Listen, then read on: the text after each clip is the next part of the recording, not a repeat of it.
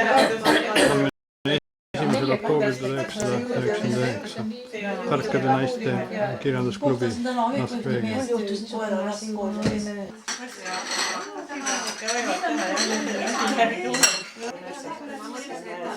Ma ei tea, kus ta on saanud need ka,